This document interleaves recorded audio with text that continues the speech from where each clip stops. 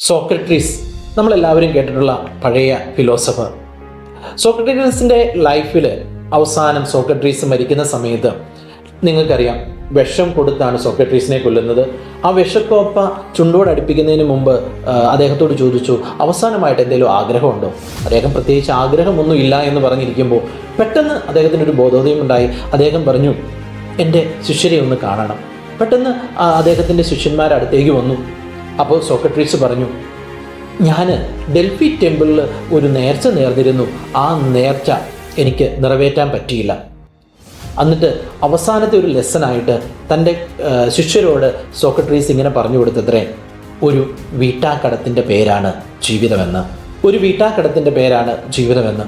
സത്യം പറഞ്ഞു കഴിഞ്ഞാൽ സോക്രട്ടീസിനെ പോലെ അത്രയും തത്വജ്ഞാനിയായ ഒരാൾ പറയുമ്പോൾ നമ്മളും ഒന്ന് ആലോചിച്ച് നോക്കുക, നമ്മുടെ ലൈഫിലെ നമ്മുടെ കടങ്ങളൊക്കെ നമുക്ക് വീട്ടിൽ തീർക്കാൻ പറ്റുമോ? എത്ര സമ്പന്നരായാലും ഒന്നും ആലോചിച്ചില്ലെങ്കിലും നമ്മുടെയൊക്കെ ലൈഫിൽ നമ്മളെ എപ്പോഴെങ്കിലുമൊക്കെ കണ്ട് പരിചയപ്പെട്ടതിൻ്റെ പേരിൽ ചിലപ്പോൾ നമ്മുടെ മരണക്കിടക്കയിൽ അല്ലെങ്കിൽ നമ്മുടെ ആ ഒരു ചോമ്പിൽ വന്നിട്ട് ഒരു പൂ വെച്ചിട്ട് പോകുന്ന ഒരു വ്യക്തിയോട് പോലും നമുക്ക് കടപ്പാടില്ലേ?